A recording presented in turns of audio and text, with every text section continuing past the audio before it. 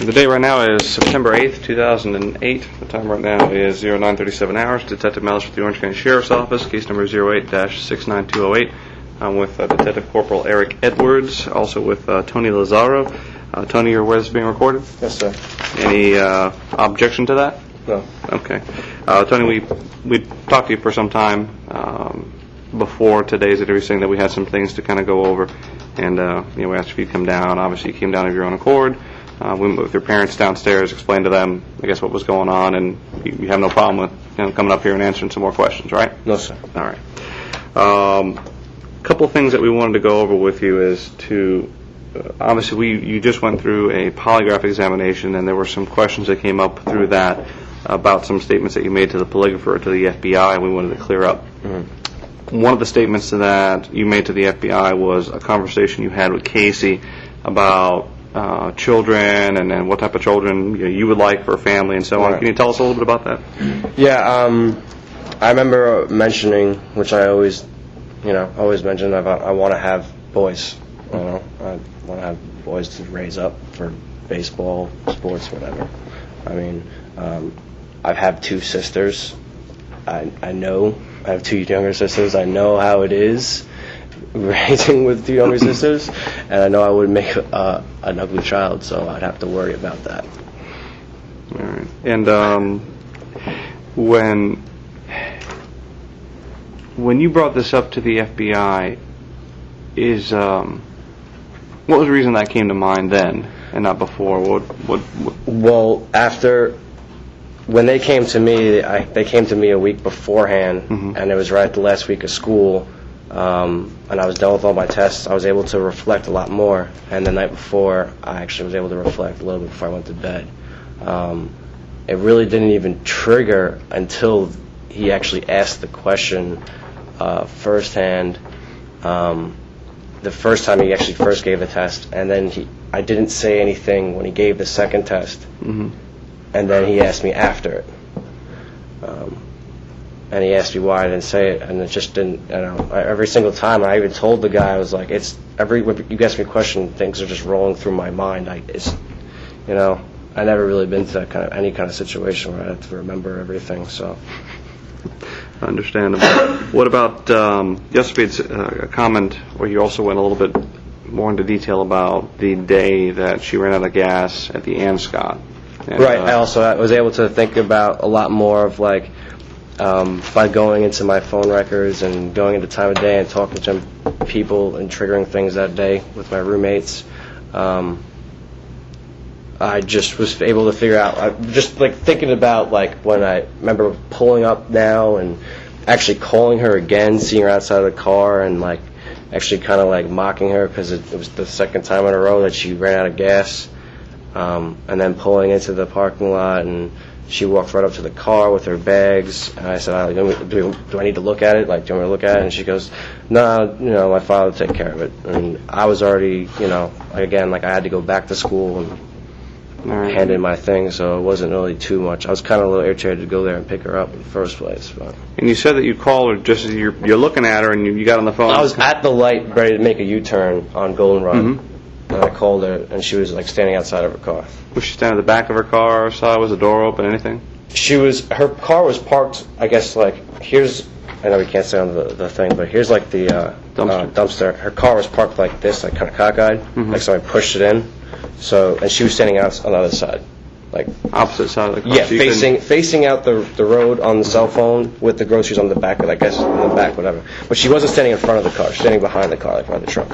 Okay, so she had already had the groceries outside on top of the car? Yeah, she was outside, waiting outside, yeah. What time of day was that? You said if I pull... I think the first call, when she first contacted me, was 11:28, and I got there at 11. I think the second call looks like it came out at 11:40, 11:46 or something. In the morning? Yep. Are we still sure of the date? It was the 27th? Yes. Okay. Couldn't have been the 26th at night that this happened. 26th at night, I have class 9 to 1, in the 9 p.m. to 1 a.m. You have class from 9 p.m. to 1 a.m.? Yep, I have lab. That whole month I had 9 a.m. classes to 9 a.m. classes to 1 p.m. and then that same days I would have 9 p.m. to 1 a.m. as well as an online class that I was doing. Okay. On that day, on that day of the 27th, did she mention anything to you about squirrels, animal on a car, anything? I can't remember her ever mentioning anything with a animal. We just need to make. I remember when I brought it up to her the 16th. She brought up. She's like, I did remember telling. She's combating with me that she told me that. 16th of July. Okay. When I told you that she contacted me. Mm-hmm. Right. I've just blocked your thought, and I'm sorry. Thought blocker. Oh, that was like interview 101. I just failed. On the 27th. Oh, that's a different day. I failed again miserably. On that same day. I don't know. On that same day, that is. He said too much sugar. Yeah.